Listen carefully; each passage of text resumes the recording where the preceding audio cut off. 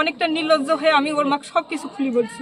কেউ বলেন ভালোবাসা চিরন্তন, কেউ বলেন সময়ের সাথে প্রেম বদলে যায়, কিন্তু লালমনিরহাটের এক তরুণীর গল্প যেন রূপকথার মতোই শুরু আর ট্র্যাজেডির মতোই শেষ।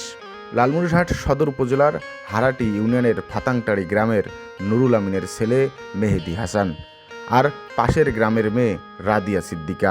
2016 সালে স্কুল জীবনের সাদা ইউনিফর্মে শুরু হয়েছিল তাদের প্রেম ভালোবাসা।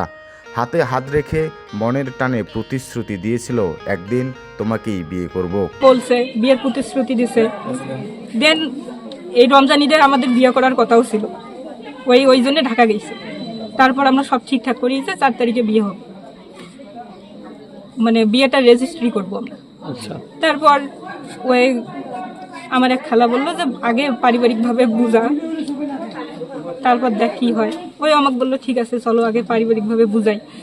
ওর বাবা মাকে সবাইকে বলছে, আমার সঙ্গে ওর মাকে দেখা করাইছে। বছর পেরিয়ে যায়, প্রেমের গভীরতা বেড়ে যায়। রাদিয়া মেহেদির ভালোবাসায় বিশ্বাস রেখে নিজের সবটুকু উজাড় করে দেয়। ভেবেছিল এ সম্পর্ক একদিন সংসারের রূপ নেবে, কিন্তু হঠাৎ করেই সব কিছু থেমে যায়। মেহেদির পরিবার রাদিয়াকে পুত্রবধূ হিসেবে মেনে নিতে রাজি নয়, আর গোপনে মেহেদির বিয়ে ঠিক করে ফেলেন অন্যখানে। অনেকটা নির্লজ্জ হয়ে আমি ওর মাকে সবকিছু খুলে বলছি যে এমন এমন ব্যাপার।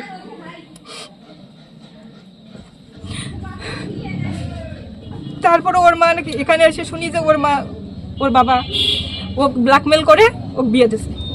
ও আমাকে এটা বলছে যে ওর বাপ মা 20 সাথে এই ব্ল্যাকমেল করছে, কিন্তু ও অন্য কোথাও বিয়ে করতো না, এই ব্ল্যাকমেল করে ও বিয়ে দিচ্ছে।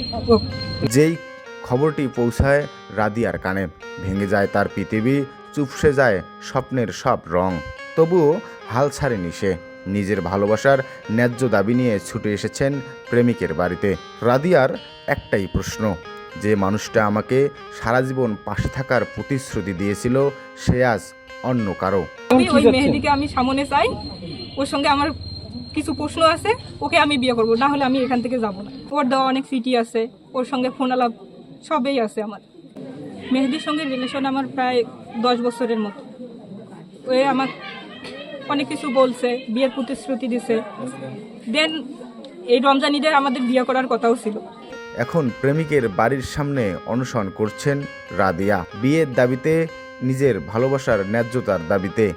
এখন বিশৃঙ্খলার জন্য আমি এখানে অনশন করছি, যেটা এর পরিপ্রেক্ষিতে উভয় ফ্যামিলি বসার সিদ্ধান্ততে আসতেছে এবং 2 ওয়ার্ডের মেম্বারগণের সাপেক্ষে। 10 বছরের সম্পর্কের এই ট্র্যাজেডি দেখে হতবাক পুরো এলাকা।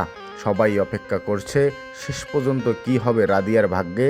ভালোবাসা কি জিতবে, নাকি ভেঙে যাবে সব প্রতিশ্রুতির দেওয়াল? পরিমল চন্দ্র বসুনিয়া, ই বাংলা, লালমনিরহাট।